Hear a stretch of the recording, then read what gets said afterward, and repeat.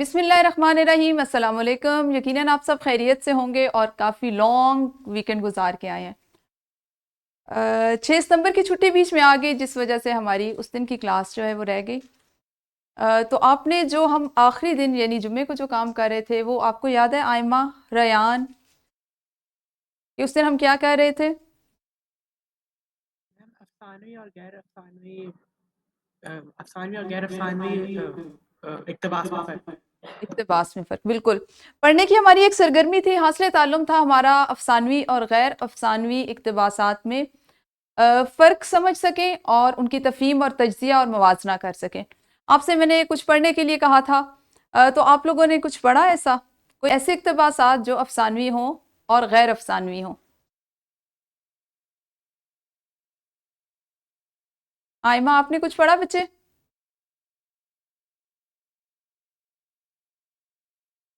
ریان، آپ نے کوئی اقتباس ایسے جو پڑھے ہوں؟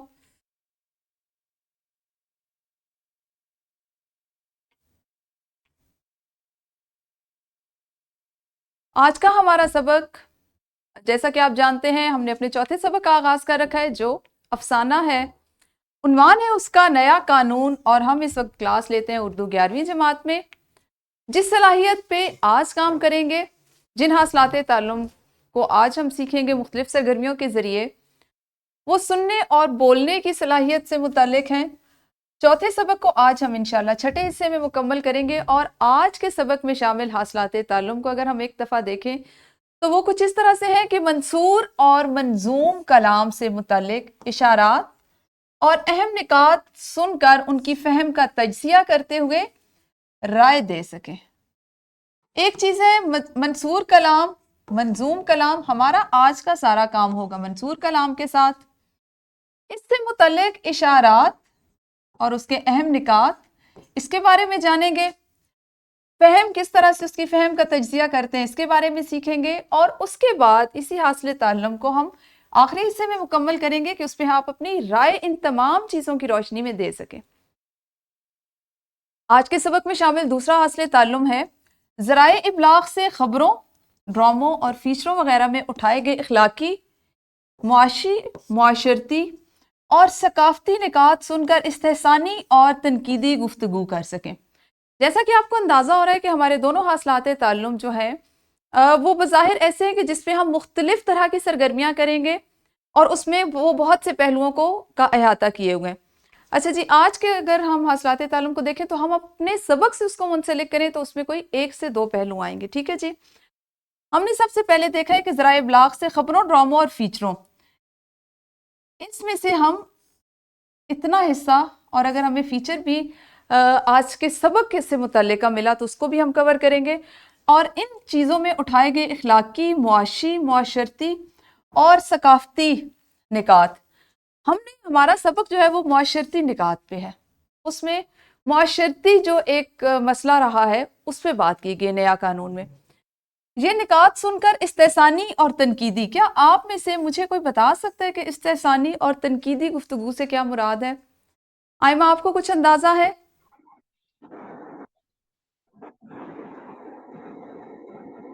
آئمہ،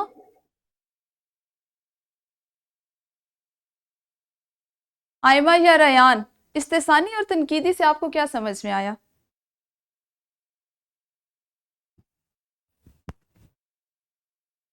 میم کسی نکات کے خلاف کے برعکس کوئی اور نقطہ پیش کرنا۔ اچھا چلے میں آپ کو واضح کرتی ہوں۔ لفظ استحسان جو ہے وہ تحسین سے نکلا ہے، ٹھیک ہے؟ کسی چیز کا حسن بیان کرنا، کسی کی خوبی بیان کرنا، اس کی تعریف کرنا، ٹھیک ہے؟ اگر ہم اس کو سادہ الفاظ میں کہیں تو استحسان ہوتا ہے کسی چیز پہ اپنی مثبت رائے دینا، اس کی تعریف کرنا۔ اور تنقیدی گفتگو آپ جانتے ہیں کہ اس کی خامیاں یا اس کے جو نقائص ہیں ان پر بات کرنا، ٹھیک ہے؟ تو ہم نے اگر کوئی نقطہ ہم سنتے ہیں، کوئی ثقافتی پہلو پہ کسی لحاظ سے بات ہو رہی ہوتی ہے، تو ہم نے اس کے فہم کا تجزیہ کرنا ہے کہ آیا جو بات کی جا رہی ہے اس میں اچھائی کیا ہے، اور اس پہ اگر آپ کو تنقیدی رائے دینا پڑے تو آپ کس طرح سے دیں گے کہ آیا ثقافتی پہلو جو بیان کیا جا رہا ہے اس کی خوبیاں کیا ہیں، اس کی خامیاں کیا ہیں، اور ثقافت اور معاشرت پہ اس کا کیا اثر ہے۔ اس کا یہ مطلب بنے گا، ٹھیک ہے جی؟ سب سے پہلے ہم کیا کریں گے، کہ میرے آپ لوگوں سے چھوٹے چھوٹے سے کچھ سوال ہیں کہ حال ہی میں آپ نے کون سی خبر یا فیچر سنا یا دیکھا. کیونکہ سننے اور بولنے کی سرگرمیاں ہیں تو اس لیے آپ مجھے بتائیں کہ اپنے ذہن میں لائیے کہ ماضی قریب میں آپ نے کون سی خبر ایسی ہے جو سنی ہو یا کوئی ایسا فیچر، کوئی فیچر فلم دیکھی ہو.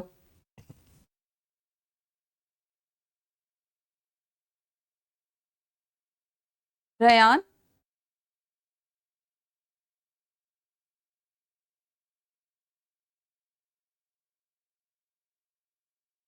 ریان آپ نے کوئی خبر سنی ان دنوں میں؟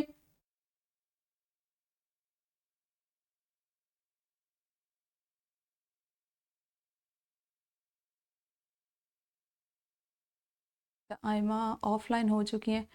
ریان آپ کو میری آواز آ رہی ہے بچے؟ جی میم. آپ نے کوئی خبر سنی، کوئی ایسا فیچر، کوئی فیچر فلم دیکھی ہو؟ اچھا مجھے یہ بتائیے کہ آپ خبریں سنتے ہیں؟ میم زیادہ تر انگریزی. سوری نہیں سمجھ آئی. میم انگریزی میں زیادہ. انگریزی میں سنتے ہیں. تو آپ نے کس موضوع سے متعلق ان دنوں میں کوئی خبر سنی ہے؟ بھلے انگریزی میں سنی ہو، کوئی مسئلہ نہیں.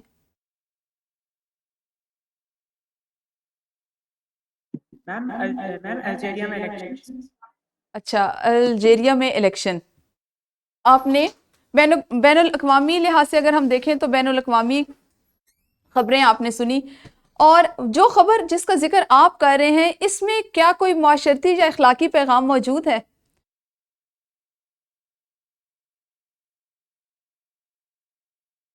آپ اگر اس کو اوور آل دیکھیں، اس پہ اپنی رائے دیں، تو الجیریا کے الیکشن سے متعلقہ جو خبر آپ نے سنی، جو آپ کے ذہن میں اس وقت محفوظ ہے، یا میں یہ کہوں کہ آپ کے ذہن میں اس وقت چل رہی ہے، تو کیا اس میں کوئی اخلاقی پہلو تھا یا اس میں کوئی معاشرتی پہلو جس پہ بحث کی گئی ہو خاص طور پر، یا جس کو بیان کیا گیا ہو؟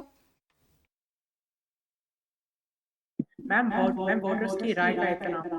رائے کا احترام، بالکل. اس کا معاشرتی اور اخلاقی پیغام اس میں یہ تھا، جو آپ نے خبر سنی، کہ اس میں ووٹرز کی رائے کا احترام اور ان کی رائے کو اولویت دی گئی. شاباش. یہی ہماری چیز ہے آج کے حاصل تعلم سے متعلق، کہ ہم مختلف اگر جو اہم نکات اٹھائے جاتے ہیں یا اہم مسائل پہ بات کی جاتی ہے ذرائع ابلاغ میں یا عام زندگی میں، تو اس پہ ہماری رائے کیا ہے، اور اس رائے کے ساتھ ساتھ وہ معاشرے پہ کس طرح سے اثر انداز ہوتی ہے. اچھا جی، ہمارے حاصل تعلم کا ایک حصہ تھا منثور اور منظوم کلام. منظوم کلام ہمارے آج کے سبق سے متعلق نہیں، اس لیے حاصل تعلم کا وہ والا حصہ ہم نکال دیتے ہیں. بات کرتے ہیں جی منثور کلام. منثور سے کیا لفظ سے کیا سمجھ میں آتا ہے آپ کو؟ منثور سے کچھ سمجھ آتا ہے کیا؟ کہاں سے یہ اخذ کیا گیا ہوگا یا کس معنی میں استعمال ہوتا ہے؟ کچھ سمجھ آتا ہے لقمان؟ اچھا، آپ اس کو اس طرح سے دیکھیں نا کہ منظوم اور منثور ایک دوسرے کے ساتھ یا ایک دوسرے کی مخالفت میں استعمال ہو رہے ہیں، تو پھر آپ کو سمجھنے میں آسانی رہے گی. چلے میں بتاتی ہوں. منثور جو ہے یہ نثر سے نکلا ہے، ٹھیک ہے. ہم چونکہ اردو ادب میں حصہ نثر پڑھ رہے ہیں، تو نثر سے مراد ہمارے مختلف اقتباسات جو مضمون سے ہوں، کسی ناول سے ہوں، کوئی انشائیہ ہو، کچھ افسانوی پیراگراف ہو، کوئی کالم ہو جو نثری تحریر ہو، اس کو ہم کہیں گے کہ یہ ہمارا منثور کلام ہے. ٹھیک ہے جی. اگر ہم اس لفظ کے معنی پہ غور کریں تو ایسا کلام یا تحریر جو نثر میں ہو، نثر میں بیان کیا گیا ہو، نثر میں ہی لکھا گیا ہو، اور غیر منظوم ہو. دیکھا اب یہ اس کے الٹ ہے. منظوم کہاں سے اخذ کیا گیا؟ نظم سے. ٹھیک ہے، یعنی جس میں قافیہ ردیف ہوتا ہے، تغزل پایا جاتا ہے، مصرے ہوتے ہیں، اور ایک طرح کے ترنم کا احساس پایا جاتا ہے. تو اس کو الٹ کر دیں تو آپ کے پاس منثور کلام بنے گا. تو منثور کلام ہے ایسی تحریر یا ایسا کلام جو نثر میں ہو، یعنی سادہ جملوں میں لکھا جائے. ٹھیک ہے، اس میں تشبیہ و استعارات کو کم سے کم استعمال کیا جائے، روزمرہ کا زیادہ استعمال کیا جائے، حسب ضرورت محاورات و ضرب الامثال کا استعمال کیا جائے، تو اس کو ہم کہیں گے وہ ہمارا منثور کلام ہے. ٹھیک ہے. اب ہمارے پاس کچھ کلام میں نے آپ لوگوں کے لیے یہاں پہ رکھے. جو لوگ ہمارے QR کوڈ سے یہ ویڈیوز دیکھیں گے، یہ والے لنک ڈسکرپشن باکس میں موجود ہے، آپ ان کو وہاں سے پلے کریں گے، وہاں سے چلا کے دیکھیں گے. جو بچے اس وقت ہمارے ساتھ جیسے ریان، آئمہ، لقمان، یہ لوگ جو اس وقت فزیکل کلاس لیتے ہیں، آن لائن کلاس لیتے ہیں، ریکارڈنگ ہماری رک جائے گی، وہ لوگ یہاں پہ اس کو دیکھیں گے، اس کو سنیں گے، اور اس کے بعد ہم اپنے آج کے سبق کو آگے بڑھائیں گے. ٹھیک ہے جی،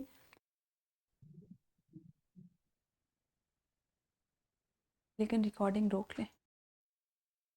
ہاں جی، یہ 2 آڈیوز تھیں جو مختلف طرح کے تھے، 2 کلام تھے. کیا آپ نے ان کو غور سے سنا؟ آئمہ، سننے سے آپ سمجھ پائی ہیں کہ آپ کو اس کلام میں کیا کیا بتایا گیا ہے، یا ہم اس کا شمار کس میں کریں گے؟ آئمہ زکا.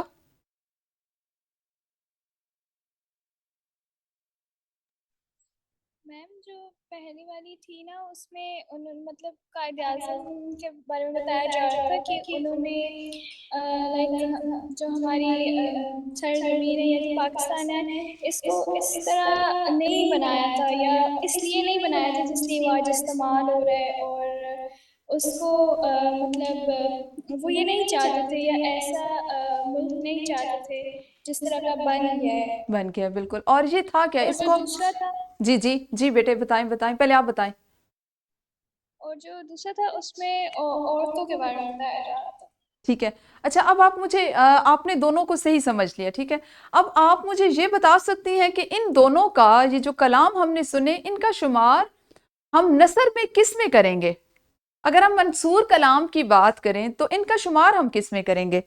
آیا یہ کسی ناول کے حصے تھے، کسی مضمون کے حصے تھے، کوئی تقریر تھی، کوئی بحث و مباحثہ ہو رہا تھا؟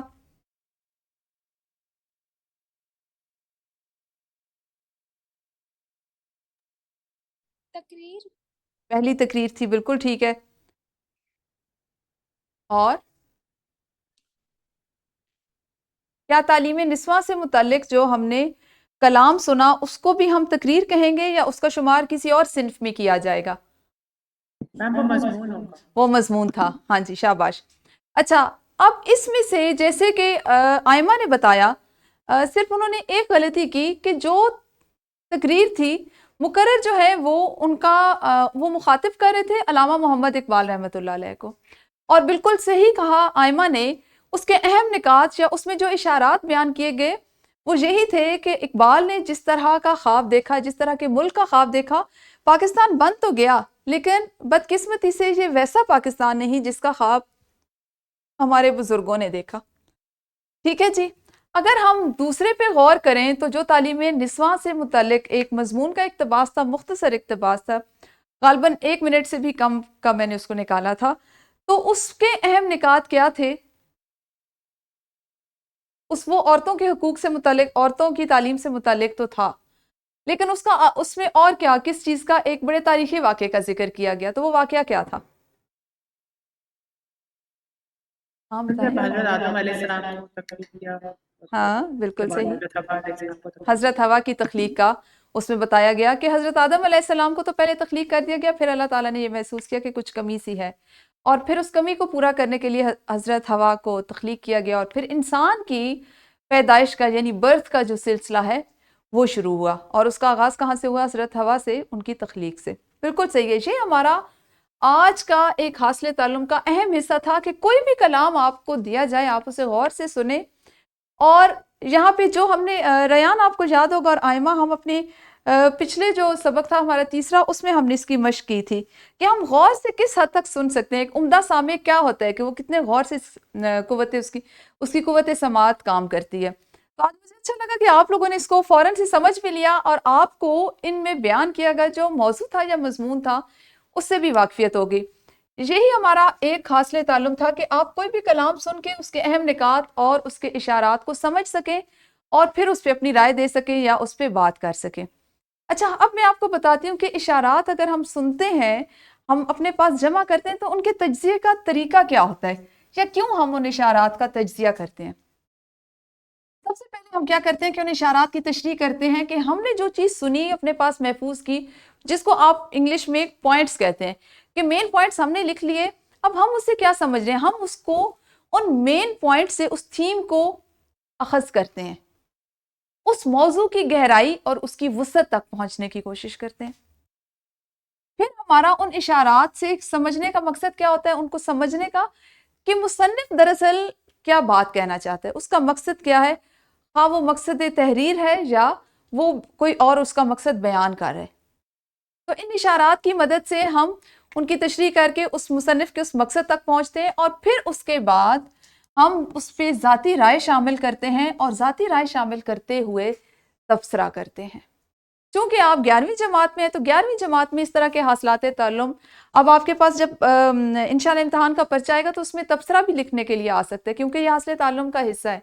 تو آپ کو یہ اندازہ ہونا چاہیے کہ تبصرہ لکھنے اور کرنے کے لیے ضروری کیا ہے کہ آپ سب سے پہلے کوئی بھی چیز سن رہے ہیں تو اس کے اہم نکات آپ نے عام طور پہ ریان، آپ جیسے ابھی مجھے آپ سے بات کر کے اندازہ ہوا کہ آپ وہ خبریں دیکھتے ہیں، اگر آپ پاکستان میں جو نیوز چینلز ہیں ان کی بھی خبریں دیکھیں تو وہاں پہ جو تبصرہ کرنے والے ہوتے ہیں انہوں نے، آپ اگر غور کریں تو اپنے سامنے ڈائری رکھی ہوئی ہوتی ہے اور ان کے ہاتھ میں قلم ہوتا ہے.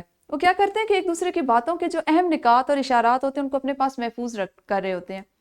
کیوں؟ کیونکہ وہ ان کی روشنی میں تشریح کرتے ہیں، بات کو سمجھنے کی کوشش کرتے ہیں، اس کو کسی اور طرح سے آپس میں مربوط کرنے کی کوشش کرتے ہیں، اور اس کی گہرائی میں یعنی جو بات کر رہا ہوتا ہے اس کے مقصد کو سمجھنے کی کوشش کرتے ہیں، اور پھر وہ اس پر اپنا تبصرہ کرتے ہیں، اپنی رائے دیتے ہیں. ٹھیک ہے جی. تو اشارات کے تجزیے کا یہ طریقہ ہوتا ہے. پھر اس کے بعد ہماری روزمرہ زندگی میں ذرائع ابلاغ کا کیا کردار ہے. اگر ہم ذرائع ابلاغ کی بات کریں تو آپ سب واقف ہو کہ اس میں خبریں، ڈرامے اور فیچر سب کچھ شامل ہیں، اور ہم اس سے اخلاقی، معاشرتی اور ثقافتی ہر طرح کی چیزیں سیکھتے ہیں.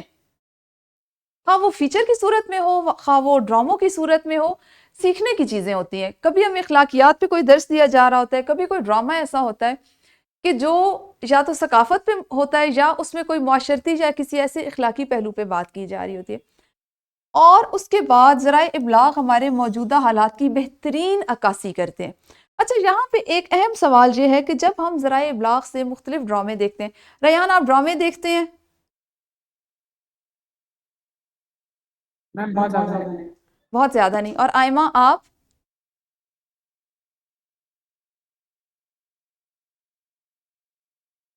آئمہ آپ ڈرامہ دیکھتی ہیں؟ دیکھتی ہیں. اچھا، آپ مجھے یہ بتائیں کہ آپ نے کوئی ایسا ڈرامہ جو پاکستان کا مین سٹریم لائن میڈیا ہے اس پہ آپ نے کوئی ایسا ڈرامہ دیکھا ہو جو آپ کو ابھی تک یاد ہو، تو وہ کون سا ڈرامہ ہوگا؟ آپ کو کون سا یاد ہے؟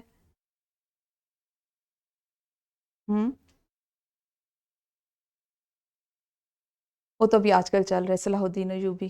ٹھیک ہے، ہاں، یعنی ابھی آپ وہ دیکھ رہے ہیں. ریان آپ کو کوئی ایسا ڈرامہ یاد ہے جو آپ نے دیکھا ہو اور وہ آپ کی یادداشت میں محفوظ ہو؟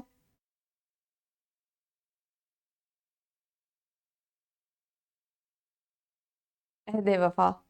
ٹھیک ہے، وہ تو فوج کی زندگی اور اس سے متعلق تھا. اچھا، یہاں پہ چونکہ ہمارے ذرائع ابلاغ کا یہ کردار ہے کہ یہ ہمارے اس طرح سے موجودہ حالات کی عکاسی بھی کرتا ہے، تو میں نے آپ لوگوں کے لیے یہاں پہ ایک اور آپ یہ کہہ لیں کہ ایک چنک رکھا ہے. آپ اس کو پہلے سنیں، پھر اس کے بعد مجھے بتائیں کہ جہاں پہ جو خبر دی جا رہی ہے اس میں کون سا معاشرتی یا اخلاقی مسئلہ اٹھایا گیا ہے. ٹھیک ہے، اس میں ایک بہت اہم مسئلے پہ بات کی جا رہی تھی. مختصر سا کلپ تھا، لیکن حقیقتاً اگر آپ دیکھیں تو ہمارے موجودہ حالات کی بہترین انداز میں یہ عکاسی کرنے والی ایک خبر تھی، یا آپ یہ کہہ لیں کہ ایک چھوٹا سا کلپ تھا. اس کلپ کو آپ نے سنا، اس میں ایک بہت اہم مسئلے پہ بات کی جا رہی تھی. 1 منٹ کا یہ کلپ ہے، 1 سے 1.5 منٹ، لیکن اس میں موضوع واضح ہے، بات کا مقصد واضح ہے. کیا آپ سمجھ پائے ہیں کہ اس خبر میں کس معاشرتی یا اخلاقی مسئلے پہ بات کی گئی ہے؟ میم کلاس ڈفرینس. ایگزیکٹلی، بالکل صحیح. اس میں کلاس ڈفرنس جو ہے، جو ایک ہمارے ہاں ایک معاشرے میں ایک جو کلاس کی ڈسکریمنیشن کا وہ عنصر جو ہے پایا جا رہا ہے، یا جس کو پروان چڑھایا جا رہا ہے، اس پہ بات کی جا رہی ہے کہ کس طرح سے ایک طبقہ جو ہے طبقاتی نظام پہ بات کی گئی ہے. ٹھیک ہے، کہ کس طرح سے طبقاتی نظام کو ہمارے معاشرے میں بہت زیادہ مضبوط کیا جا رہا ہے. ایک طبقہ وہ ہے جو امیر ہے، وہ امیر تر سے امیر ترین ہوتا چلا جا رہا ہے. اب ایک طبقہ وہ ہے، آپ سب اس بات سے واقف ہوں گے یا آپ متفق ہوں گے کہ ہمارے ہاں پہلے کہا جاتا تھا کہ ہمارے معاشرے میں 3 طرح کا طبقاتی نظام ہے. ایک غریب ہے, ایک طبقہ وہ ہے جو غریب ہے, ایک وہ ہے جو درمیانہ ہے, اوسط یا متوسط ہے, اور ایک طبقہ وہ ہے جو بہت امیر ہے. اب آپ دیکھیں تو اس وقت جو حالات چل رہے ہیں ابھی کے سینیریو میں, اس میں 2 ہی طبقات ہیں, ایک بہت غریب اور ایک بہت شدید امیر. درمیانہ طبقہ تو ہے ہی نہیں. اور اگر کوئی خود کو یہ سمجھتا ہے کہ میں درمیانے طبقے سے تعلق رکھتا ہوں, تو وہ کیا کرتا ہے کہ وہ بھی دراصل خود کو پیچھے کی طرف تو نہیں لائے گا نا, عمارت میں شامل کرنے کی کوشش کرے گا, امیر ہونے کی کوشش کرے گا, اور اس چکر میں وہ کیا کرے گا کہ وہ دوسروں کے ساتھ زیادتی کرے گا. ٹھیک ہے, اور آپ نے اس میں سنا کہ جب وہ اس مقام تک پہنچ جاتا ہے غلطی سے, اگر وہ اس کو ایلیٹ کلاس کسی طرح سے وہ اپنی محنت سے یا کسی بھی طرح سے جو بھی آپ سمجھ لیجئے پہنچ جاتا ہے, تو پھر وہاں پہ اس کو جگہ نہیں بنانے دی جاتی, بلکہ اس کو کیا کہا جاتا ہے کہ اب تم دیکھو جو تم سے نیچے ان کے ساتھ بھی تم وہی سب کچھ کرو جو تمہارے ساتھ ہوا ہے. تو یہاں پہ اس خبر میں ہمارے کس معاشرتی یا اخلاقی کے, ہمارے ہاں جو ایک طبقاتی نظام کو پروان چڑھایا جا رہا ہے. اچھا, اب مجھے یہ بتائیے کہ کیا اس کا حل ہو سکتا ہے؟ اگر ہو سکتا ہے تو کیا حل ہوگا؟ معاشرے سے طبقاتی نظام کو ختم کرنے یا کم کرنے کا کیا کوئی حل موجود ہے؟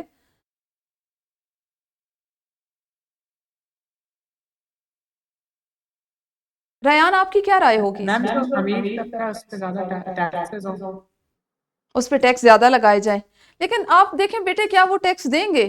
ٹیکسز تو آلریڈی بہت زیادہ ہیں. ٹیکس دینے والا کون ہے؟ اگر آپ غور کریں تو ٹیکس دینے والے ہم لوگ ہیں نا. میں اگر تنخواہ لیتی ہوں میں اس پہ بھی ٹیکس دیتی ہوں, میں اگر گروسری کرنے جاتی ہوں میں اس پہ بھی ٹیکس لیتی ہوں, میں ایون اگر ایک قلم خریدتی ہوں میں اس پہ بھی ٹیکس دیتی ہوں. تو کیا یہ تمام ٹیکسز جو ہیں یہ حل کس طرح سے ہوگا کہ امیر طبقے پہ مزید ٹیکس, ہم ان پہ جتنی زیادہ ٹیکس لگائیں گے وہ ہمیں اتنا ہی وہ ہم سے واپس لیں گے. ایک مخصوص جو طبقہ ہے اس پہ زیادہ, اس پہ زیادہ ہونا چاہیے, نیچرلی اس پہ زیادہ ہونا چاہیے, ٹیکس زیادہ ہو, پھر اس کے بعد اس پہ چیک اینڈ بیلنس بھی ہو. اس طرح کے ملک میں اس طرح کا قانون بنایا جائے کہ وہ ان سے وہ چیز وصول بھی کی جائے, اور پھر وصول کر کے اس کو ایک, جس طرح حضرت عمر کا زمانہ تھا نا کہ زکوٰۃ کا ایسا نظام آ گیا تھا کہ ایک وقت آیا کہ مدینہ میں زکوٰۃ لینے والا تھا ہی نہیں, سب لوگ اتنے خوشحال ہو گئے تھے. تو جو ٹیکسز لیں, جو ان سے لیں, اس سے ملک کی معیشت کو مضبوط کریں اور بے روزگاری ختم کریں, تو شاید ہم طبقاتی نظام میں کمی لا سکتے ہیں. اللہ تعالیٰ کرے کہ ایسا ہو, وہ وقت آئے ہم دیکھیں, اور ہمارے آنے والے جیسے آپ بچے ہو یا میرے اپنے بچے ہیں, کہ وہ اس نظام کا حصہ بنے کہ جہاں پہ ایک روشن مستقبل ہو اور ایک سیکیور ملک ہو. ٹھیک ہے جی. اچھا جی, ابھی اس میں کافی سارا کام ہمارا رہ گیا, لیکن میں نے اپنی کلاس سے وقت زیادہ لے لیا. ہم ایسا کریں گے کہ کل یہ جو کچھ سرگرمیاں رہتی ہیں ان کو کریں گے. یہ ایک دلچسپ سرگرمی تھی, میرا آج خیال یہ تھا کہ اس کو میں آپ کو دکھاؤں گی اور آپ اس کو تھوڑا سا فارغ وقت میں دیکھیں گے, لیکن انشاءاللہ کل ہم اس کو یہیں سے شروع کریں گے, اور ساتھ میں ہمارے جو مزید حاصلات تعلم سننے اور بولنے کے رہتے ہیں اس پہ کام کریں گے. آپ اپنا بہت خیال رکھیے. اللہ حافظ. شکریہ.